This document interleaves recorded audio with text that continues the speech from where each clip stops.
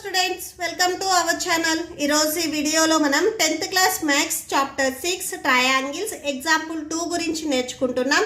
మీకు ఈ చాప్టర్లో ఉన్న all exercises videos, all example videos and ఈ చాప్టర్ ఇంట్రడక్షన్ వీడియో ఈ వీడియో లాస్ట్లో మీకు ప్లేలిస్ట్ డిస్ప్లే అవుతుంది, చెక్ చేసుకోవచ్చు. సో ఎగ్జాంపుల్ 2 చూడండి. ABCD is a trapezium. So ఇక్కడ ఏబిసిడి అనేది మనకి ట్రెపీజియం అని చెప్తున్నారు and AB parallel to DC. So ఇది నేను డయాగ్రామ్ చూపిస్తే ఎక్స్ప్లెయిన్ చేస్తాను చూడండి. సో ఇక్కడ మనకి స్టేట్మెంట్ ఏమి ఇచ్చారంటే ఏబిసిడి అనేది ట్రెపీజియం అని చెప్తున్నారు. ఏబి అండ్ డిసి వచ్చేసరికి ప్యారలల్గా ఉన్నాయని చెప్తున్నారు. సో అంటే ఈ సైడ్ అండ్ ఈ సైడ్ వచ్చేసరికి ప్యారలల్గా ఉన్నాయి. ఈ and F R points non parallel sides. ఈ 2 సైడ్స్ ప్యారలల్గా ఉన్నాయి. ఈ 2 సైడ్స్ కాకుండా రిమైనింగ్ ఈ 2 సైడ్స్ ఉన్నాయి చూడండి, ఇవి నాన్ ప్యారలల్ సైడ్స్. ఈ నాన్ ప్యారలల్ సైడ్స్ మీద ఈ అండ్ ఎఫ్ అనే పాయింట్స్ ఉన్నాయని చెప్తున్నారు. సో అంటే ఇక్కడ ఈ అనే పాయింట్ ఉంది అండ్ ఇట్ సైడ్ వచ్చేసరికి ఎఫ్ అనే పాయింట్ ఉంది. EF is parallel to AB. So EF పాయింట్స్ని మనం జాయిన్ చేస్తే ఏదైతే లైన్ ఉందో ఈ లైన్ అనేది ఏబికి ప్యారలల్గా ఉంది. సో ఈ అప్ సైడ్ ఉన్న లైన్కి ప్యారలల్గా ఉంది. సో షో దట్ మనం ఏం ప్రూవ్ చేయాలి అంటే AE by ED equal to BF by FC. So ఈ కండిషన్ని మనం ప్రూవ్ చేయాలి. సో షో దట్ ఆఫ్టర్ ఏదైతే వాల్యూ ఉందో అది మనం ప్రూవ్ చేయాల్సిందే. Show that or prove that after మనకి ఏవైతే వాల్యూస్ ఉంటాయో అవి మనం ప్రూవ్ చేయాల్సినవి. ఓకే, సో దీనికి సొల్యూషన్ చూడండి. ఫస్ట్ మీకు ఏవైతే క్వశ్చన్లో ఇచ్చారో అవి రాసేసుకోండి. So given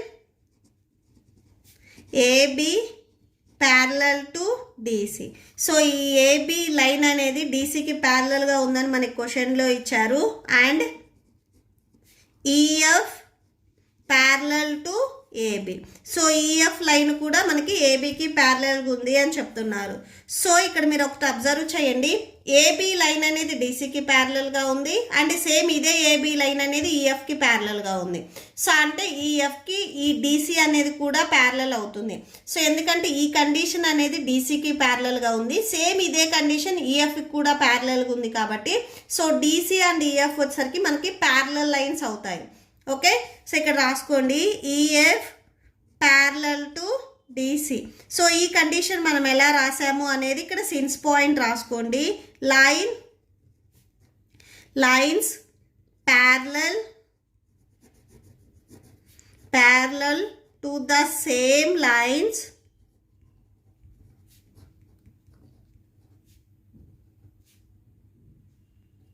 same line are parallel to each other. Okay, same ఏవైతే 2 లైన్స్ ప్యారలల్గా ఉన్నాయో సో వాటికి ప్యారలల్గా ఉండే లైన్స్ కూడా ప్యారలల్ అవుతాయి. ఓకే, సో ఇప్పుడు ఇక్కడ నేను కొంచెం కన్స్ట్రక్ట్ చేస్తున్నాను. సో ఇక్కడ ఏం చేస్తున్నానంటే నేను ఏ అండ్ సిని జాయిన్ చేస్తున్నాను. ఓకే, సో ఇక్కడ రాసుకోండి let us join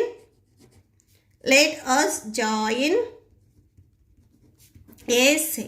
so A and సిని జాయిన్ చేయండి. ఎప్పుడైనా కానీ ఏవైతే మీరు న్యూగా పాయింట్స్ని జాయిన్ చేస్తున్నారో అవి డాటెడ్ లైన్లో చూపించాలి. ఓకే, సో ఇక్కడ డాటెడ్ లైన్ తీసుకోండి. సో ఇక్కడ మీరు జాయిన్ చేసినట్లయితే మనకి ఇక్కడ 2 ట్రయాంగిల్స్ వచ్చాయి. ట్రయాంగిల్ ఏడిసి, సో ఇదొక triangle and triangle CAB, so ఇదొక ట్రయాంగిల్. ఇక్కడ మనకి 2 ట్రయాంగిల్స్ వచ్చాయి. సో ఫస్ట్ ట్రయాంగిల్ ఏడిసి తీసుకుంటున్నాం అంటే జస్ట్ మనము ఈ పార్ట్ మాత్రమే తీసుకుంటున్నాము, ట్రయాంగిల్ ఏడిసి. సో ఈ ట్రయాంగిల్నే మనం సపరేట్గా ఇట్లా డ్రా చేసుకున్నట్లయితే సో ఇలా ఉంటుంది.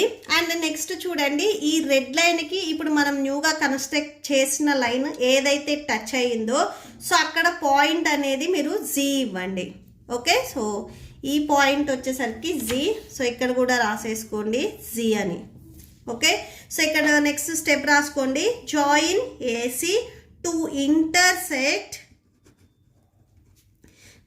Intersect EF.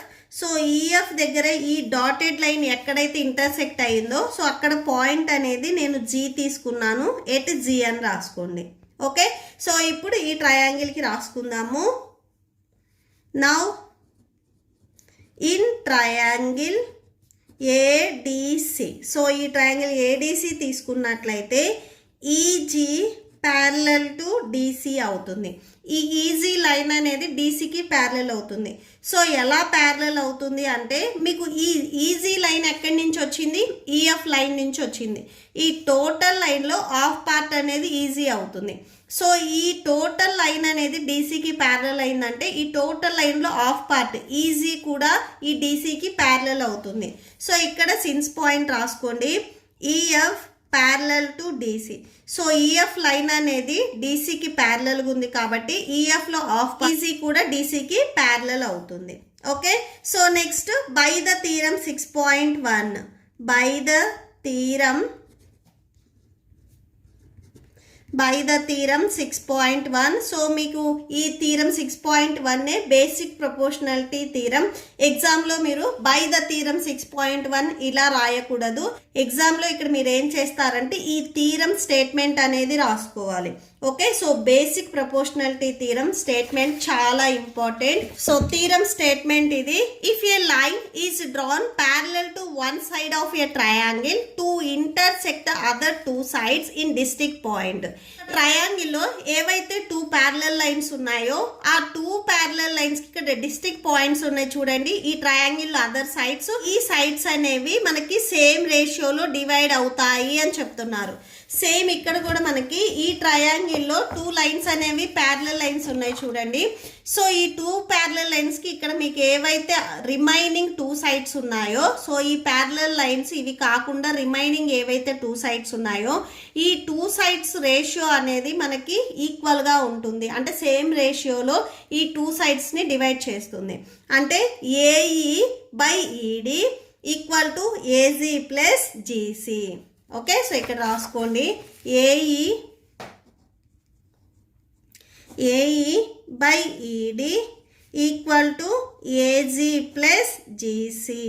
ఓకే, సో దీనికి మీరు ఈక్వేషన్ నెంబర్ 1 ఇవ్వండి. సేమ్ అలానే మనకి ఇంకొక ట్రయాంగిల్ ఉంది చూడండి. సిమిలర్లీ ఇంకొక ట్రయాంగిల్ ఏంటిది, సిఏబి. సో సిఏబి ఈ ట్రయాంగిల్ కూడా నేను ఇక్కడ సపరేట్గా డ్రా చేస్తున్నాను చూడండి. ఈ ట్రయాంగిల్, సో ఆ పార్ట్ని మనం కట్ చేసుకుంటే ఇలా ఉంటుంది. So triangle CAB. So same ఈ ట్రయాంగిల్లో కూడా మనకి జిఎఫ్ అండ్ ఏబి అనేవి ప్యారలల్ అవుతాయి. Okay, so GF parallel to AB. So ఈ 2 లైన్స్ ఎలా మనకి ప్యారలల్ అయ్యాయి అంటే, so EF parallel to AB. So ఈ టోటల్ ఈఎఫ్ లైన్ అనేది ఏబికి ప్యారలల్ అని మనకు క్వశ్చన్లో ఇచ్చారు. సో ఈ ఈఎఫ్ లైన్ అనేది ఏబికి ప్యారలల్ అయిందంటే దీంట్లో హాఫ్ పార్ట్ ఎఫ్జీ లైన్ కూడా ఏబికి ప్యారలల్ అవుతుంది. సో ఇక్కడ కూడా సేమ్ అదే మనం రాసుకున్నాము. అండ్ నెక్స్ట్ సేమ్ ఇక్కడ కూడా by the theorem 6.1. By the theorem 6.1 ఏవైతే మనకి 2 ప్యారలల్ లైన్స్ ఉన్నాయో ఈ 2 ప్యారలల్ లైన్స్ కి డిస్టిక్ పాయింట్స్ ఉన్నాయి చూడండి, అదర్ 2 సైడ్స్. ఈ అదర్ 2 సైడ్స్ ని ఈ డిస్టిక్ పాయింట్స్ అనేవి 2 ఈక్వల్ రేషియోలో డివైడ్ చేస్తాయి. ఓకే, సో సేమ్ ఇక్కడ కూడా రాసేసుకోండి, ఏజీ బై, సో ఇక్కడ చూడండి AG by GC equal to BF by FC. BF by FC. So మీరు డయాగ్రామ్స్ ఇలా సపరేట్గా డ్రా చేసుకున్నట్లయితే ఇక్కడ మనం డివైడ్ చేయడానికి ఈజీగా ఉంటుంది. సో ఈ స్టెప్స్ రాసుకోవటానికి దీనికి మీరు ఈక్వేషన్ నెంబర్ 2 ఇవ్వండి. సో మీరు ఇక్కడ అబ్జర్వ్ చేసినట్లయితే ఫ్రమ్ ఈక్వేషన్ నెంబర్ 1 and 2 ఈ వాల్యూ అనేది ఏజీ బై జీసీకి ఈక్వల్ అయింది. సేమ్ ఏజీ బై జీసీకి ఈ వాల్యూ ఈక్వల్ అయింది. సో టోటల్గా ఈ 2 వాల్యూస్ ఈక్వల్ అవుతాయి. సో ఇవి ఈక్వల్, ఈ వాల్యూస్కి ఇవి రెండు ఈక్వల్ అయ్యాయి కాబట్టి సో ఈ 2 వాల్యూస్ కూడా మనకి ఈక్వల్ అవుతాయి. అంటే AE by ED equal to BF by FC. Okay, so from equation 1 and 2, so equation 1 and 2 నుంచి ఇవి ఈక్వల్ అయ్యాయి కాబట్టి ఇవి కూడా ఈక్వల్ అవుతాయి. So AE by ED equal to BF by FC. Okay, so that's it. మీకు ఈ video నచ్చితే ప్లీజ్ లైక్ చేయండి, మీ ఫ్రెండ్స్కి షేర్ చేయండి అండ్ మన ఛానల్ని సబ్స్క్రైబ్ చేసుకోండి.